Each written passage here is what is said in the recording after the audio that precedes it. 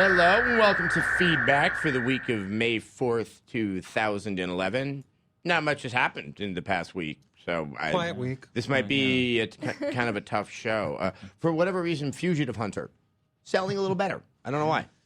No idea. Because it's Osama bin Laden story. week. Yeah, that's Yeah. They're going to update exactly. that title? Give us some DLC maybe or something? Oh, that's a good idea. Yeah, an alt ending, I think, is Alternate kind of Osama necessary clothes. now. Or are we going to go after now?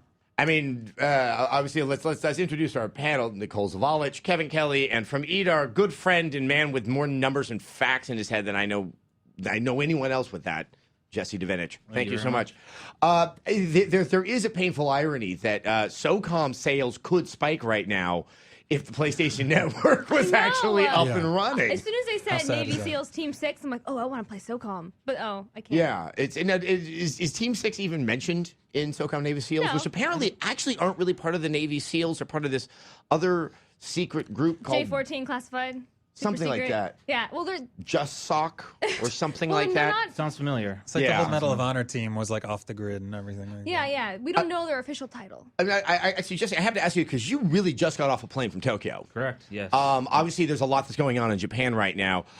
Did the Bin Laden news kind of even make kind of a ripple over there? I think of all the people I've gotten to ask, how did you find out? Yours might be the most interesting. oh no, I was actually home. I was. Oh, you I was were actually, already but home. It's an interesting story. I was watching Simpsons, the new episode of Simpsons. I watch it every week with my wife, and it cut right in. Fox News cut in, and I was a little bit disappointed because it's Simpsons. Like you don't want to miss the Simpsons, but you do It's better feel be a sense good. of joy because Bin Laden's finally gotten. So, but no, I was here stateside when the news broke. Now, because it was The Simpsons, did you actually act with skepticism when you first saw the special report breaking into No, the show? it was, I forget who it is. It's the Fox News anchor. I forget his name. I think Geraldo.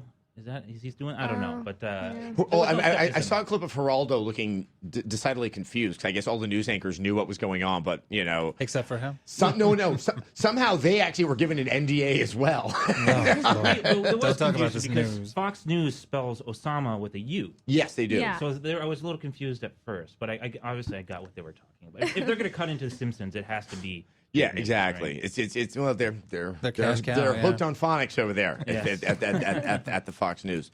I was just at a little party at a restaurant, and someone came by, and it's like when you're in that atmosphere, like no, okay, this is why we have technology. Oh yes, you're right. You're absolutely right. I mean, do you guys? I mean, I think this may have some effect upon, if not game sales right now, but game design. I mean, Hollywood probably has a whole bunch of latent scripts that are about to get greenlit in light of everything. Well, apparently they were watching, like the president and the whole staff was watching this operation being carried out live on helmet cams and things like that. yeah. And I'm like, we're going to see. Remember how they brought all this stuff to Call of Duty, like the C-130 airstrikes and everything? We're going to see these helmet cam things in a game. Well, I was sometime just ready. soon. Like, I want someone to Photoshop Sigourney Weaver. They're like, pull them out, pull them out. Yeah. Nice. But yeah. I'm sure Aliens. right now there's no doubt there's games being greenlit. Yeah, today, exactly. To get something going. Now, this is the question that, because it's so impressive the way this operation went down. That okay, if it was in a Call of Duty game, is it the beginning sequence or the final sequence of the game? Beginning, because it's controversial. And Yeah. they like to open with Well, things. but that airport level was like midway through. That was toward the beginning. It wasn't that They close to kicked the you out of beginning. It the resolves things, so that was the other reason. Because the thing is, I'm with you, and I can see how it plays out being kind of the opening.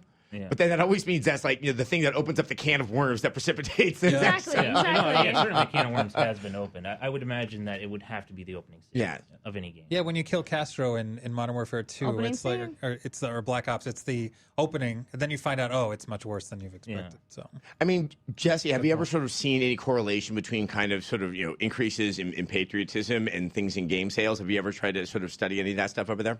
We haven't, so I do apologize. But I would imagine there has to be some type of correlation. We're going to see that across all entertainment. I'm sure anything that's very patriotic. Obviously, after 9/11, we saw that happen. I don't have any data on me. I guess that's something I should probably look into. But Because yes, there's definitely something some people can exploit and capitalize on. Right but now. certainly entertainment in general follows whatever the current trends and current events are. Yeah. And, the only problem with games is that it does take 2-3 years to make a quality Exactly. AAA And who game, knows so- what's going to be happening then? Yeah, so it's kind of a risky bet to do a game off what just happened, but it will happen, I'm sure. I don't think it'll be a AAA developer or a AAA publisher, but someone will. Yeah. And of course, we were planning to spend most of this episode talking about the royal wedding. Yeah. Because the impact of that on video games is absolutely amazing. Such a lovely dress. Can we just focus on that for a little bit? You know what? I have to concede it was. So I talked about this on Soapbox. I'm going to say it again. I really have very little interest in two rich kids getting married, but the decision of Prince William to kind of just flaunt the thinning on the top of his head, I kind of teared up when I saw that, and I was like, yeah, one for us. Solidarity. See, I'm Canadian, right? I was born and raised a kid, so there was some type of emotional connection that we still, recognize the Queen. But in America, you guys were very fascinated about Obsessed. It was obsessed with the ridiculous. royal wedding. I just don't get it. It's Is it just bizarre. because it's a royal wedding? Is that It's Disney's fault. I was wondering this too. I did this weird soapbox about the same thing that in light of the PlayStation Network outage, which kind of really shows sort of the modern era of great equity through technology, that you also have this other event where it's almost like there's this latent desire that we have to see structure and order and hierarchy in society. That it's something that's supposed to the whole purpose of the United States being formed is was in reaction to that. But man, we sure like to think that there's someone up at the top that we can just admire all the time. And Mary. And Mary. Yeah, I there's guess. a little princess in all of us, I think. Yeah, mine's name is Mel. Mel the princess. cute. Yes. Princess Mel. Very, very unclear and Yeah, that's for identity sure. issues right there. Okay, moving on. So PlayStation Network, we actually had to replace a section of last week's feedback because we were speculating on what had happened when we initially taped it. By the end of the day, there finally had been an announcement. Kevin, where are we on this? What do we know? Is there still things that we need to know that we haven't been told yet? Apparently. And I want to point out that you had to jump on a fairly fat grenade Saturday, 10 p.m. Pacific time. You had to tune in to the press conference in Tokyo. So glad thank it you was so much you. for those efforts. They had a lot, it was a holiday golden week in Japan. It was Sunday. They had a press conference with three of their bigwigs from Sony. Including Kaz Hirai, Kaz who Hirai is many the people president. who are fans in the U.S. remember that he was heading up CEA for quite some time. Yep. And it was a very somber press conference. These guys were all in suits. They were speaking very seriously. They had a big chart up on the screen that showed how the intrusion happened, but it was all like explosive, like kapow type graphics and Neon a lot of arrows Japanese. And I was and- like, this is the language barrier right here. I don't know what this says, but it's apparently bad. But they all were very, first they opened with an apology. You'd never see this in America. Well, Bowing and and there was quite a bit everything. of bowing. Yeah. From Yes, what I they understand. bowed. They apologized. Our sincerest apologies. We're so sorry this has happened. And that was kind of the theme of the whole thing. So basically what this press conference was acknowledging the break-in on an official level. We'd had press releases and the PlayStation blog had a statement. But this was on an official executive level. Here's what happened. Here's what was effective. Then they kind of detailed the plans on here's how we're going to get you back. We're going to have a welcome back program. Everyone's going to get the PSN Plus for free for a month, which... What does PSN Plus do again? Ooh. Free games, one free game Early every access now and to then. Early demos. access to demos. And it better not be one of those deals where you sign up for you got to give them your credit card, 30 know. days free. I and then day thought about 31, that. charge you, yeah. And then, It's your responsibility to I hope cancel That's not the and- case. That's And you know that's what? legal theft of credit card data right Yeah. there. And then they're going to there's other plans to give you premium content for free somehow that hasn't been really detailed, but Like music. Like well, Music Unlimited subscribers get another month for free, but it's very unclear. And in the there's a system update coming that forces you to change your password, and it has Right. to be something different than what you had before.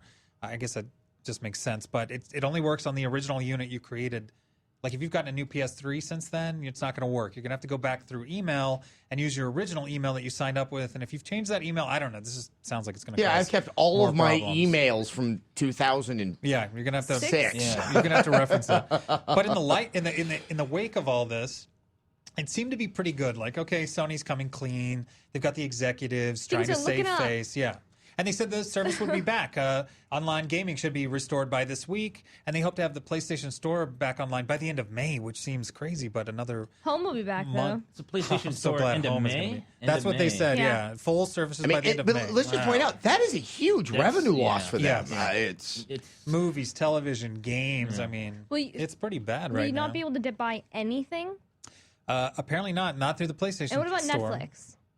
What about free DLC? And doesn't Portal have some good DLC coming up too? Right, exactly. It well, does. but also, I mean, Unclear at this point. there's upcoming games. The one that's off the top of my head right now is Infamous. Now, granted, that is coming out in June, so this should coincide. But there's yeah. Just a week LA before, though, Noire. barely. But they'll, this they'll have is to cancel Brink. the beta for Brink. that completely.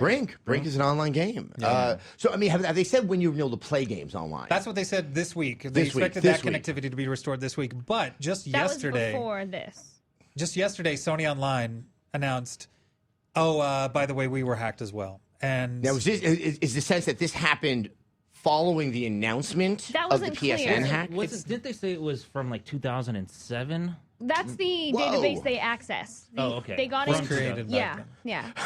And have it back in. It's like finally going like, you know what? These should we aren't tell my these pants guys? I've been wearing for all these for years. 4 years. This guy's credit card that's in my wallet. Oh, it's not mine. But yeah, up to 13 million accounts. I think they said credit card accounts were possibly taken. 12,700 credit card and expiration dates from 2007, and then 11,700 debit card bank records were accessed. Potentially 22.6, I think, million people have SEO accounts or SOE accounts rather. And they said that Search engine optimization. well, My yeah, SEO yeah. account. Yeah. But they say that as of now, that the credit card database, other than those users, is safe. But I mean, up until May 1st, they said that everything was It's safe. just, so- unfortunately, and this is what I want to get into, and I would love to get some of your insight, Jesse, is because I mean, I am actually not on the camp that's completely banging on Sony because I think that there were some very tough decisions they had to make. Unfortunately, I just think the reticence to even acknowledge the fact that there was a problem is really where the core of the issue is. Because it was so blatantly obvious, and they're just kind of staying mum. But I mean, how bad is this for Sony in terms of a brand? In the short term, it's horrible, right? I mean, obviously, you can't play games like Portal. I mean, there's a lot of great games coming out. There's going to be some trust issues going forward. And is there, I think long term, everything does go back to more normal gamers. We're very forgiving people. Remember the Xbox? We're forgetting. I haven't decided which over the years. Remember the red ring of death? Yes. And, obviously gamers are very forgiving when stuff like this happens. And it wasn't necessarily Sony's fault. This could have happened to anybody. And in addition to that, I think you have to keep in mind that you would have to be completely naive to think that your credit card information has not been stolen elsewhere before. The only thing that's different now is that Sony was honest about it, right? And Sony caught it pretty fast. Quite honestly, That's the one thing that and maybe you can give some insight to that in the timeline. From when did the attack happen? And they said, we've been compromised." Well, it was the 17th to the 19th. 19th was when they noticed. That's when the intrusions happened. They noticed on the 20th, they were informed by their server center that, hey, there's been In a lot San of Diego. unusual activity. And then right away, they turned off the network. They hired a firm. They had outside people looking in to see exactly what the extent of the theft of the data was. But then it took them almost a week to let the public kind of at large know, hey, Well, initially they kind of let the press know to inform the public, and then I think it was another couple of Yes. days Yes. before I know that in my personal got a personal email, email, yeah. that said, "Hey." But quite honestly, that is a pretty fast response. I mean, a lot of companies don't find out for months, sometimes years, and in some cases, they never find out at all that they've been hacked. So the response was fast. The press, a lot of gamers kind of bashed Sony because it did take a week. You got to keep in mind, like, they're dealing with databases that's measured in terabytes, right? I mean, it takes some time to figure out. You can't just go in and do find hacker and then it Well, shows up, and I think Control the F thing is, hacker, and then, this we got really it all. was, and I agree with you, this really was an attack. I was thinking about some other security breaches, and I think it was DHHS, the Department of Health and Human Services. Yeah. Some guy took home disks with all his data on it and like lost it. I mean, that is sheer and utter incompetence, and that's not something that's necessarily been demonstrated here in the Sony. It just seems that there might have been a rather some corporate mishandling of messaging that I think in light of also some bad decisions from companies like Toyota and other Japanese corporations, and unfortunately the power company over there handling the nuclear crisis, which it seems to be collective. The one thing I was going to ask you also, Jesse, most of the messaging was coming out of the U.S. Patrick Siebel, obviously the breach was handled in San Diego, and then suddenly it was over this weekend that Japan kind of stepped in and got in front of it. Who really do you, in your mind, is running the show here? Is it SCEA or is it really Sony corporate? I think it's when it comes to Japanese companies, I do find that it's usually the headquarters in Japan that kind of runs the show, whether it be Capcom, Nintendo, Sony. It's always been one of my biggest complaints when dealing with Japanese companies here in America, as I feel like that sometimes they are just the puppets. But I will say, if anybody's more independent than anyone when it comes to Japanese companies, it's definitely Sony. Yeah, that's what I felt too.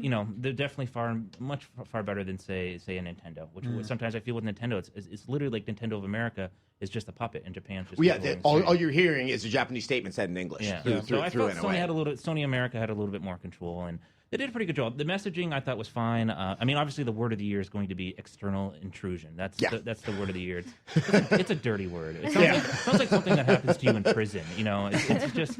But the timing is so auspicious. Like, we had all these announcements, one after the other, coming out of the PlayStation blog and from Sony America, and then suddenly I found out on Saturday, it's like, hey, there's going to be a Sony press conference in like 2 hours. And it was just like, whoa, why? Very much, I would have to agree with Jesse. It just sounds like that Japan stepped in, took the reins, wisely or unwisely. And I haven't made up my mind on that one because I don't think they move with the same dynamism that I think U.S. Do you think they were audiences gauging want. reaction, like audience reaction, seeing like, oh, wow, all these gamers are complaining, and it's of everywhere. course, but also all these politicians, both in the U.S. and in Europe, true. have started to pipe up saying, like, hey, this isn't right. I mean, there seems to be a lot of political hay being made out of this that I think is some extent reasonable. I like the idea of there being insurance when I give away my credit card information. But at the same time, this is just a reality of the internet world that we're living in. It's just, It's like I said, I mean, you have to be naive to think your credit card has not been stolen before. Your personal information has not been. It has elsewhere. The only thing that's different now is that Sony's been very truthful. I think the part that kind of just gets me is that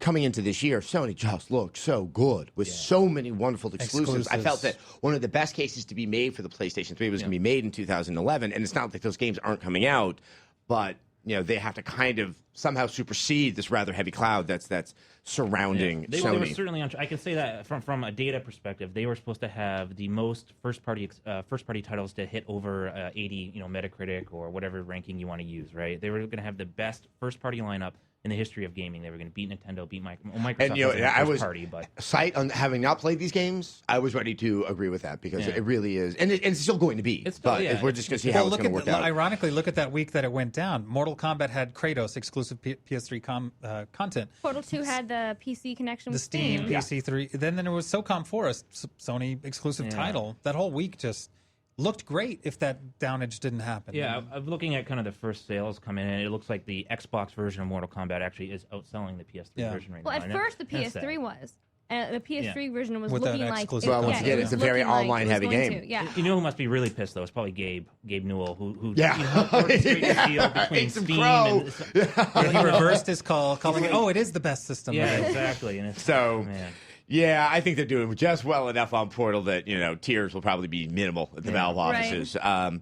So, Jesse, since we're here, it's not just to talk about PlayStation Network, but also other stuff in the game industry. I thought first we start, you went to Japan. Yes. Outside, and if you want to give any insight into how that country is obviously handling the terrible series of unfortunate events that have occurred there, but also how, if in any way you've seen it impact the game industry, if it's slowing down development, if it's slowing down distribution. Yeah, I mean, in terms of the development distribution, everything's kind of getting back on track. I don't expect too many delays. We saw some game delays like MotorStorm, and I think there was a couple other. But those are also out of taste considerations. I mean, it's a very It's a culture that is completely foreign to us. We will never be able to understand it. I know you've been to Japan before, and I don't know if you guys have, but it's foreign. We can't understand it.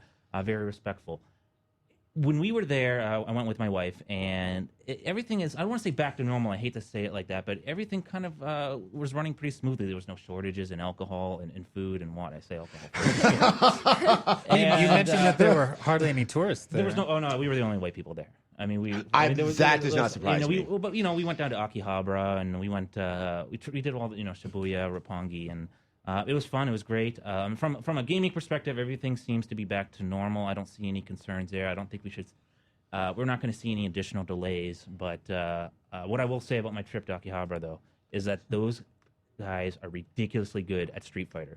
I walked into Akihabara and I love arcades, right? That's the only reason. My wife speaks Japanese, so she wanted to go to Japan, and I thought, all right, I'll go with you. But I want a full day in Akihabara. So we go there, we go to the arcades, and I step up to Street Fighter 4 Arcade Edition, and there's literally some 5-year-old kid there, and I'm thinking, this is great because this is my warm-up match, right? The kid freaking... You're seeking out like preschoolers. Yeah, I know. Oh, I got this. the kid obliterated me. It was a flawless victory, and he did it. And I'm like, I gotta see this again. Does it again, and I walk over because you don't see the person you're playing with. So I walk over. The kid's doing a little dance after he beats me. It's like he's taking pride.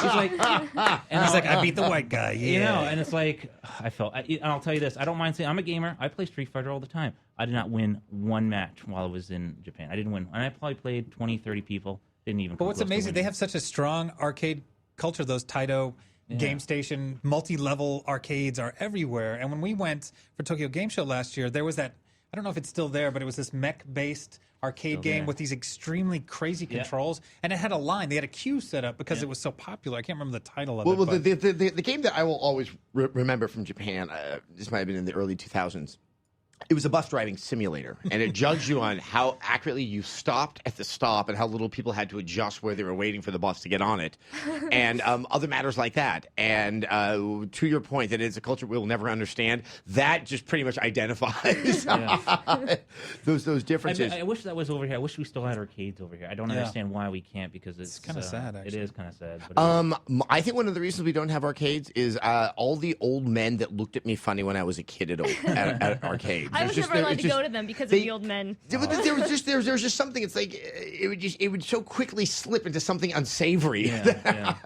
There was a point where Chuck E. Cheese just was like a dimly lit, weird world. Lots of germs. And germs. I remember saying. smoky arcades, like the haze, people smoking everywhere. Yeah. That football game with the trackball, where everyone's just like rolling and getting your fingers benched in it. The American a lot of arcade. girls were in these arcades playing the games too. It was kind of nice to see, for sure. Well, have you gotten In a more sense? ways than one, I guess. Have you gotten a sense of like, do we even know this far out? What's getting closer, but the Tokyo Game Show. Do we think that's going to be affected by like the whole, the earthquake? I think they would probably want to do everything in their power not to let it be, because it shows a healthy industry, and obviously it is, it's an international audience. Yeah, it's not a national event; it's an international show, and I think Japan will do everything they have to do to keep that show going. And they've already show announced the that they're going to do everything Well, they of can course, to keep it on track, scale it back They kind of have to power-wise. do that, but Yeah. I feel like Gamescom is going to see an increased presence this year, and Tokyo probably diminished a little bit because would of make sense. the whole. Well, I mean, goings-on. the Tokyo Game Show has been declining, not because of anything wrong with the Tokyo Game Show, Right. but issues within the Japanese game industry, lack of innovation, this wholesale move over to the mobile market, which, of course, I think for us, we are not as interested in that, or at least in the past few years. And as many people have said that are in the Japanese dev community, that there just isn't that level of innovation that there once was, and the West has taken over on that. Even it's the sales in Japan have stagnated, not because of the earthquake, because they're down, but before that, they've really they've kind of plateaued. There's no increase in sales. There's not. They're in a population decline right now in Japan. I mean, there's more old people than there is young people. So I think that's part of the reason why there's a lack of innovation. Yeah. There's a lack of money at the end of the day, and personally, I'll never go. I went to Tokyo Game Show last year. I'm never going to go again, because what I saw there, it didn't really translate well, at least from a business perspective, to what I do here in America. Besides like a game like Bayonetta, but then there's like 99 other games I just don't even know. Well, it's also, I find the Tokyo Game Show to be just physically devastating. It's true. It was weird. I remember being there. The longest line was this massive line to play Monster Hunter Tri. And, Oh, yeah? And I was shocked the line was that long. It was just ridiculous. No, the success of that game is ridiculous, and something that is rather baffling.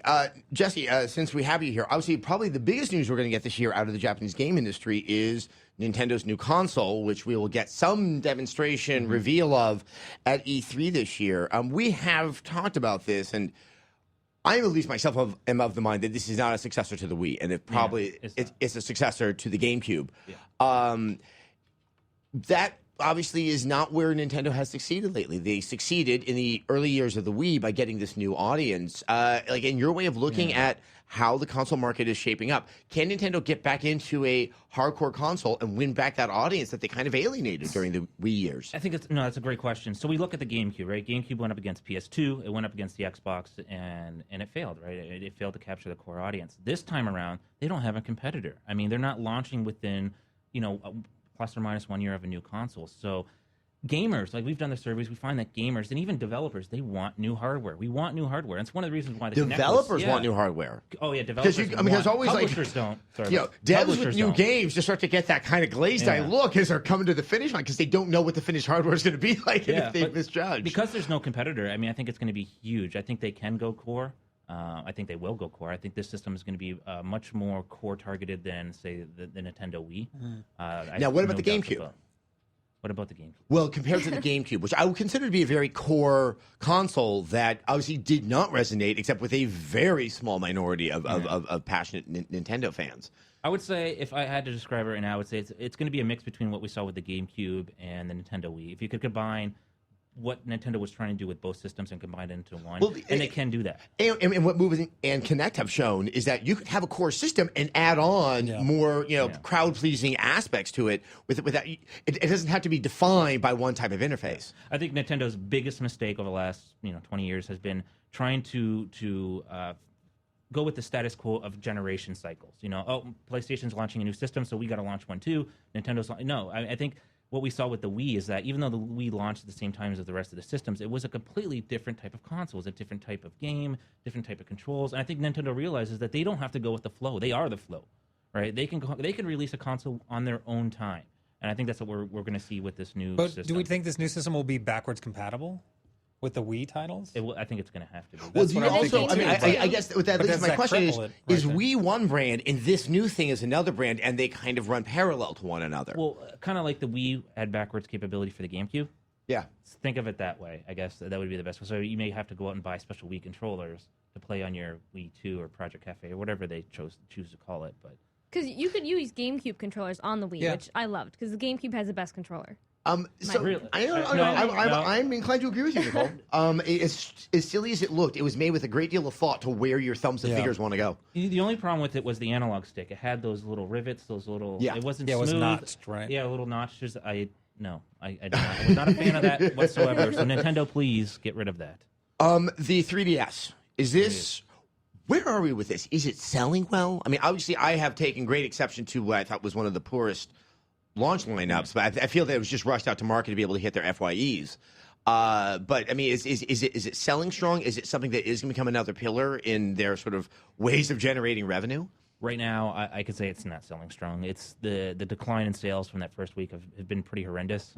They got a lot on their plate right now to overcome to get the gamer back onto the 3DS. Now, where was the mistake in this in your mind? Lack of a Mario. We need a Mario. We need a Zelda. That's why we buy these systems. I mean, Street Fighter is great. Don't get me wrong. Street Fighter is a great game, but you need a Mario. It's still a fighting game that does not have as broad an appeal. You need a Mario. So or a Zelda or a Donkey Kong or even a Luigi. We'll take a Luigi's Mansion. That's fine. We'll take that. Okay, that's where I might have to disagree with you. That's where Nintendo's mistake was, and I know we're going to see a Zelda this summer, I believe, June. and that might revitalize sales a little bit. That's what I was wondering. Is that was that a bad decision to not launch with the Mario, not delay the launch of the 3DS so they could have the Kid Icarus and the Mario at the launch or the Zelda at the launch?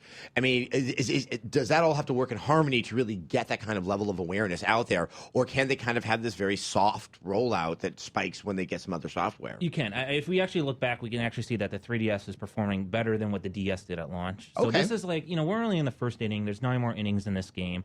Nintendo has plenty of time to sell the 100 million unit systems that it's probably going to do. So I don't think we need to look too much into it. I think eventually we're all going to own 3DSs if we don't already. We just got to wait for that software to come. I think so. I think I'll eventually get I one. hope not. I've been going back and forth. At first I was excited about Kid Icarus. And it's a fine game, but that game seems to be arbitrary that it's called Kid Icarus, except he's like wearing diapers and has wings. There you go. But I mean, it's just, and I'm trying to go over in my mind, why did I love Kid Icarus so much? All I could think of, it was the Eggplant Wizard, because that was just so weird. Remember the guy who turned you into an eggplant? It was. I mean, that was a fun That's game. weird. I love Yeah. playing it's just Kid so Icarus. damn hard. And everyone's been asking for it for so long. I know. A sequel. I think the thing is, we all started asking for it, and then kind of during that course of that, forgot why we were asking for it. Yeah, kept not Yeah, asking because for I it. don't know. I never played the original, so I never. To me, Pit was for a Super Smash Brothers character. If I would love for you to play the original, Nicole, because then you can appreciate that once upon a time in my life, I clearly had patience. Okay. And somehow gone by the wayside. I have lost it. So, okay, that's Japan. E3 is coming up. I know that we're in the time period where we start to play the parlor game of what it's going to be. I think I want to rephrase with you here, Jesse. What's at stake here? What's at stake? I think that's a good question. What is at stake? It's definitely the core gamer. I think what we're going to see this year at E3 is a lot different than what we saw last year's E3. I went on record and said this. Last year's E3 was probably one of the most important in our industry because we needed the move, we needed the Kinect to succeed, to save us in the holiday season. I mean, this holiday season ended up being pretty good. You take out the move, you take out the Kinect, it would have been horrible, devastating for the industry.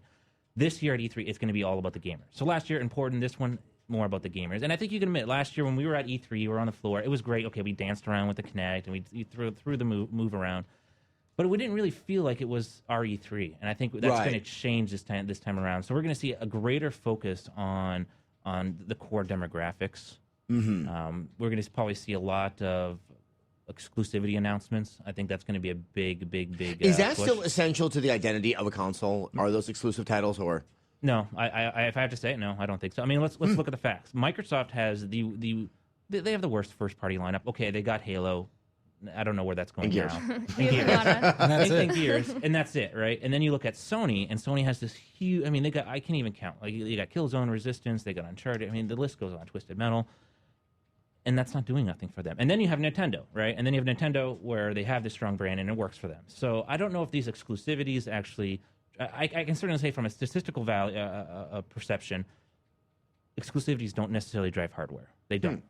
So when Halo comes out, yeah, you see like a little bump in hardware sales, but I think it's more about what it does to the software library. So do you think this E3 will be more games than new hardware, new accessories, new? Oh, it's going to be all about the games this year. I can tell you that. Yeah, I can certainly tell you it's going to be all about the games this year. Yes, Nintendo's going to show off their console, their new console. And I mean, I don't see Nintendo showing something off that becomes so defining that it kind of spins the entire messaging of everyone else out of whack. Because I think the best that they can do is a very strong Nintendo console that can now play with the big boys. That's it. I don't think we're going to see a lot from this new console at E3. I know we've seen some announcements, like but a demo, or what do you they think said we'll they're see? going to show a playable unit. They're going to show you a playable unit. It doesn't mean you can Go touch through the it. Maybe message behind the screens scenes. and- Yeah. Well, see, I have a memory of when the PSP was announced. They didn't show the unit; they just showed the UMD, Yeah. and then kind of ran off stage. We're like, what happened? And then with the Wii, even they showed the Revolution, as it was called, a long time before Yeah. we actually Yeah. saw the Wii, but you didn't Yeah. know what it was capable of. I said the best scenario that happens is what we saw with the 3DS last year, where you could play essentially demos and move the camera around. It's going to be strapped to women again. They're going to have Project FA on this certainly, giant. yeah, that's fine. That's fine. I'm not going to complain about that. I want to like attach them to like dangerous animals. So it's like you must be See? really I like a would like it badger, so much a more. really If you're angry brave enough badger. to try the project. I like that idea. That's actually a pretty good idea. They should do that. So, I mean, when you're looking at the industry and the buying habits, because it's so interesting that you don't see those exclusive stimulating sales. And, you know, probably the only franchise that's really stood out over the past few years is Call of Duty. I mean, what are the buying habits of the average gamer? I mean, how much are they being impacted by the economy, and how much does the game industry need to stimulate more sales to be able to keep going? I mean, what's the state of this industry right now? Sales are just fine. I know we see the sales are down. You know, last month the sales were down 17%, but that's physical, right? They don't account for digital. So if you account for the digital sales, social game, and all that, sales are up. People are buying more games than they have before. Now, when it comes to the economy, you got to keep in mind that anybody who classifies themselves as a gamer, gaming is their first choice. They will go to ramen noodles and candlelight before they sacrifice playing video games. Been So, there. I did that in college. yeah, I mean, maybe that's a little reason why the Wii was why the Wii kind of fell off so fast. Maybe Because it had it to was do a with different it was a group. different, Right. you know, it was a different group who just felt that was kind of a luxury item. It was not, you know, your Wii gamer is not gaming's not their first option. They have so many other things they want. Facebook's their first option. You know? So with that, let's move on. Actually, I want to do a quick question of the week before we move on to our game of the week. This is from Chandler. The evolution of video game technology has always revolved around the development of better graphics and smoother gameplay. As we reach the plateau of how well we can make our games look and run, will game developers refine game physics and or game AI, or will we see more 3D integration with our games as the technology industry is trying to convince us this is the next big thing? Also, what do you think is in our distant gaming future? Will we have Star Trek holodecks? I really hope I not. wish. You don't want that? You don't want holodecks? I don't would see. love I a don't see that holodeck. as a fun interface. There's no rumble with a holodeck.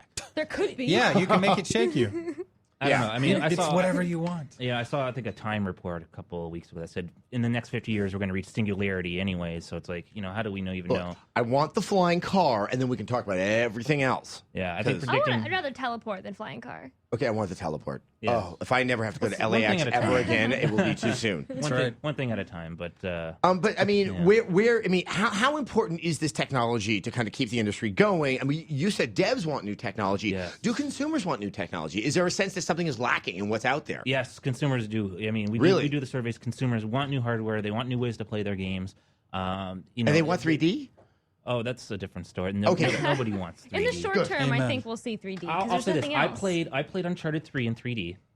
Freaking amazing! It is probably one of the only games that I think truly belongs in 3D. I think it's going to do for 3D gaming what Avatar did for 3D movies. See, I would have to say I had a different reaction to it. I felt that because it was third person and you saw the character, that he stood out too much from the background. I know. I didn't. Yes, I agree with you on that. But I enjoyed that. I enjoyed Really? that aspect, and it I had guess a lot of depth. The Every depth so was- it often, had- I thought it was like kind of a Ray Harryhausen thing, where there's something a little bit more stop motion, but that could have also been the fact that, like, my brain was just having an aneurysm. Yeah, no, I felt It with happens. Uncharted 3D that there was much more depth. There was more depth. It wasn't No. so much coming It's like at a you. nerd It's fight. more.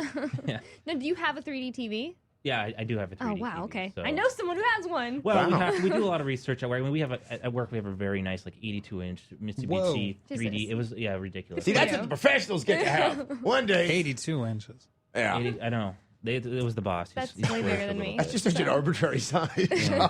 82. Okay, I want to move on to a little bit. This is now the beginning of summer movies, which means summer movie games. Hooray. Thor. Did anyone here play Thor? Have you guys played Thor? No, we actually are getting our copy today. So, Yay! and it comes out today. So it was ill-timed, but we've seen a lot of it. We have videos and screenshots, and Thor is it's a movie tie-in. Like now, what movie games are doing is not trying to replicate the experience of the movie. They're continuing the story in the same universe of the movie. So, Either as a prequel or as a parallel or is it right after the game Yeah. ends? So apparently, Thor doesn't die But in this movie. and I know that that's Spoiler. supposed to be a. I know you're sure. So I know that's trying to be a workaround about the incredibly bad stigma that movie tie-in games have, but I don't think anyone ever really thought like, oh, it's the fact that it's retreading the movies why I think that game sucks. It's just it's the quickie cash-in. Yeah. Identity of the style It of worked game. at one point. Like back in the PS2 era, it worked. Yeah. I think we were uneducated. I think a lot of people just entering into video games were a little bit uneducated and like, oh, Harry Potter. And I say Harry Potter because Harry Potter game on the PS2 is one of the best-selling games of all time. It pushed something like north of 9 million units. And ever since then, it's been nothing but downhill. They could have Harry Potter fecal matter, and I swear to God, that thing would have sold at one point in time. But yes, Marketing certainly- idea right there. Certainly, no movie games just don't work anymore, and I don't know why they continue to do it. Quite honest, I'll say this: movie-based games or games that are based on movies sell more than if that brand was not associated with it. So you take With the out- exception of Batman Arkham Asylum, I assume. well, the exception of exception of that, of course. I mean, Batman not really Arkham a Asylum movie was game. I don't think it was. Based Well, on a movie. I guess we were But they do sell recently better. over at Warner Brothers doing an interview with Jeff Johns, and one of the things I sort of was thinking about when I was leaving is how interesting how no one else seems to have learned from the success of Arkham Asylum that these brands could be very strong, independent of some other film release or comic book release out there, and that what if they tried to divorce the two? Is there some untapped potential there that's just getting squandered because it is the quickie cash in? I think for sure. I think I want to see a good X-Men game. There's a lot of superheroes. Give me a Superman game. I'd love to see that. That's good. You I know? still think that's probably one of the toughest things to do because know, Superman, right? you just can't have the die screen because it's Yeah. Superman. It's Well, also And- that highlights an interesting point. You bring up Superman because with Green Lantern, the game that we checked out, Yeah. Rise of the Manhunters, it takes place immediately after the movie ends. Ryan Reynolds is the voice and the likeness in the game, but Green Lantern can fly. He can do a lot of things with his ring, but they've separated the game like they did kind of with Superman into two halves. You're either flying or you're having ground-based combat, which so many, like with Marvel Ultimate Alliance, they tried to marry the two, but your characters could only fly like 6 feet off the ground. That's a sophisticated technique for any game, much less one that is not given the same resources and time. That especially, separating it so it's more discrete parts, I think, is important. Having said that, though, it looks pretty good. The Green Lantern game. I mean, it's definitely a good-looking game. Yep. I like the fact that it has co-op. I think Wolverine is another one of the examples of one of the good movie tie-in games. Definitely one of That's them. One of the favorite ironies one. that made that game so good was that they happened to have an extra year And to that work the on movie it. was so bad. It's pretty ridiculous. I mean, the publishers, developers are given sometimes a year and a half to make a big And AAA. nominal assets. I mean, Yeah. I think the assumption for the general public is that there's a lot of cooperation and love. Yeah. That is not always the case. In fact, rarely the case. Yeah, I think movie publishers, people who own the movie IPs treat video games with their movies as they do like any other memorabilia, T-shirts. It's like, here's last minute, make a T-shirt about Thor X-Men on it. Oh, make a game more about worth than a X-Men. T-shirt. A Wolverine T-shirt. No, well, also with Wolverine, they had a company like Blur doing their cinematics. Like they put in a lot more, I think, money into Wolverine than they would other games. And then, of course, one of the darker ironies about it is that they had the marketing completely hampered because it was an M-rated game for a PG-13 movie. But it was so worth it. Yeah, I But know. I'm also wondering, like, this whole day and date tie-in with movie titles. Like, Green Lantern had basically 18 months of development time on the game It's because, just shared they started PR, working on right? it when they started working on the movie. But why not? You have a super popular film that comes out, Inception, say. Why not then work on an Inception game later? It doesn't have to come out when the movie comes out. Hey, we had a great Or film. at least with the DVD release. Right. There are those extra legs. which is that also a movies short have. that's a short window, too. But But you miss out on so much hype because everyone's talking about the movie. There's movie posters everywhere. And But you can continue that If the hype movie's with bad and doesn't perform well, now you have a real problem. with that game, game's yeah. out there. There's, True. Yeah, there's certainly a lot of risk there if you would do something like that. yeah, for but none of sure. the Marvel games movies have been horrible. So in all these superhero games, Trying to Wait, think. hold on. Well, I was going over in my head because I realized, what was that horrible one with, what's his face, but it was DC? The cowboy one from last year with John Malkovich. Jonah Oh, Hex. yeah. Jonah Oh, Hex. yeah. Oh, my Jonah God. Hex. That didn't get a game, I don't think. I caught that on a plane?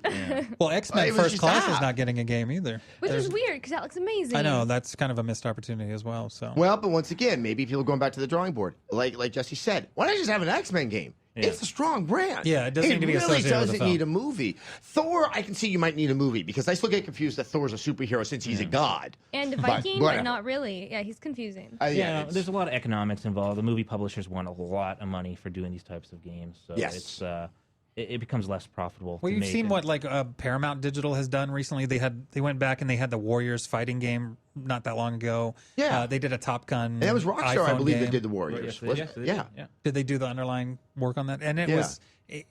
I'm wondering if movie studios are going to start getting on the bandwagon, and thinking, "All right, we have a lot of stuff in our vault that could be a great game. The gamers pay billions of dollars every year for these. Why don't we start mining classic stuff, and putting out a It's really like cool the French Connection game, like the ultimate. It would be awesome. Just you have a whole sequence. You It's got all to car follow chases. someone. Yeah. It could happen. Stalking. It could. I mean, right now, obviously, the AAA market. It's in terms of traditional video games, Yeah. packaged goods. It's kind of they're stagnating. The sales are just flat right now.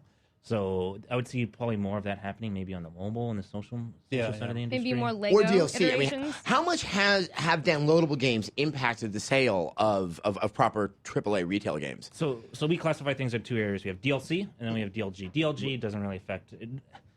It's sad to say, but not too many people are making money off DLG or That DLG. sucks.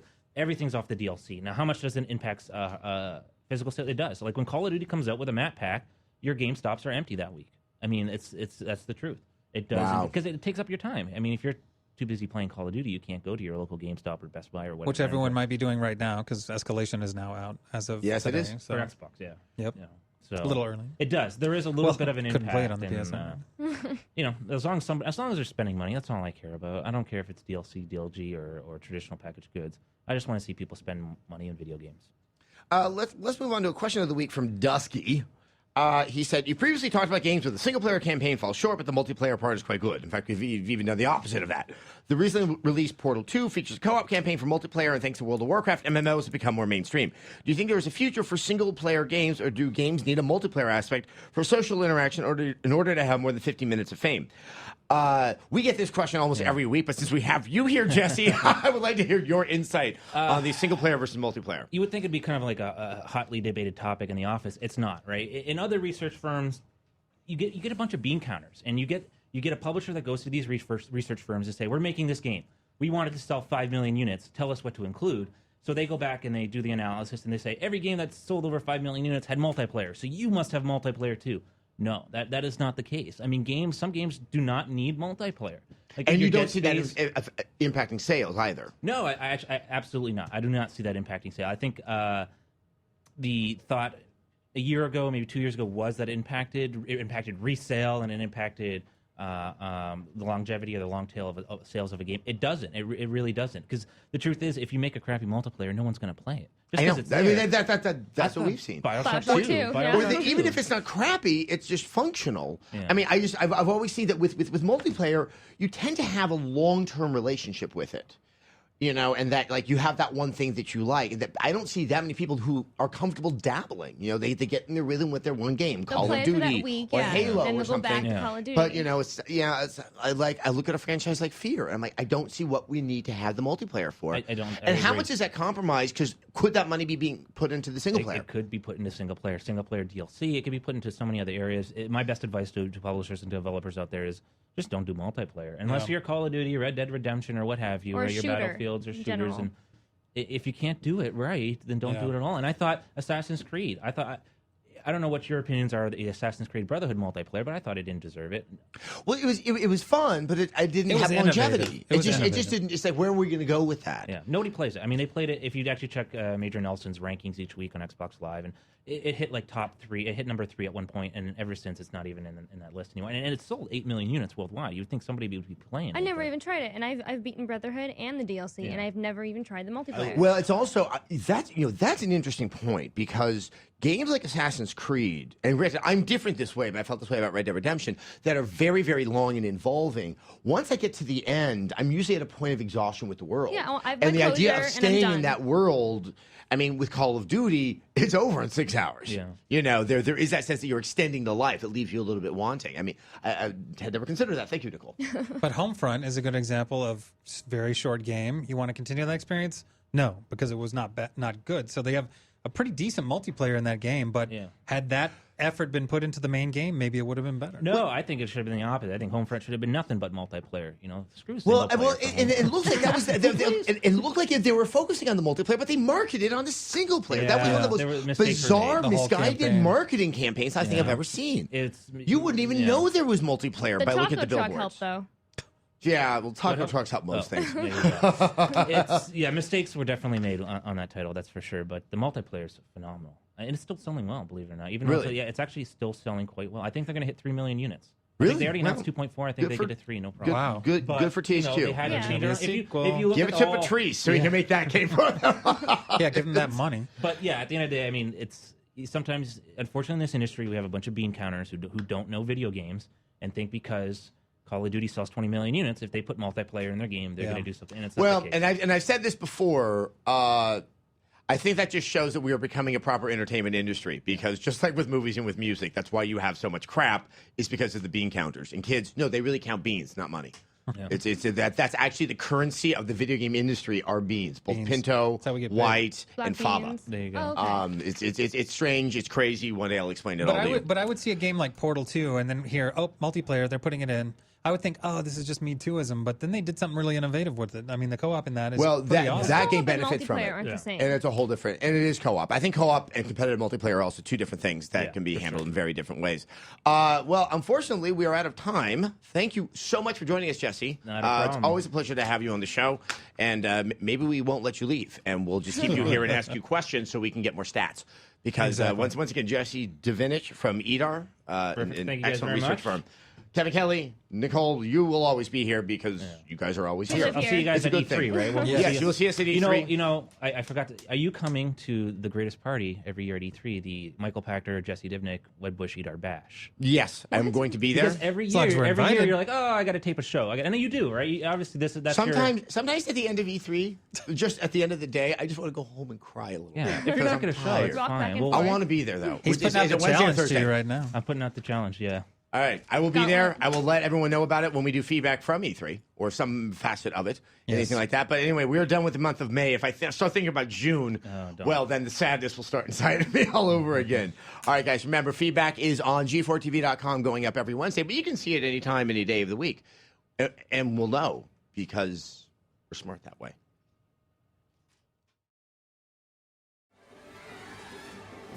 Hi, I'm Blair Butler, and if you like comics or you watch the Fresh Ink segment on Attack of the Show, guess what? I review brand new comics every single week on Friday. Just go to g4tv.com/freshink and you'll have comics galore, a virtual waterfall of comics, although that would bend them and that would decrease their value, which is terrible.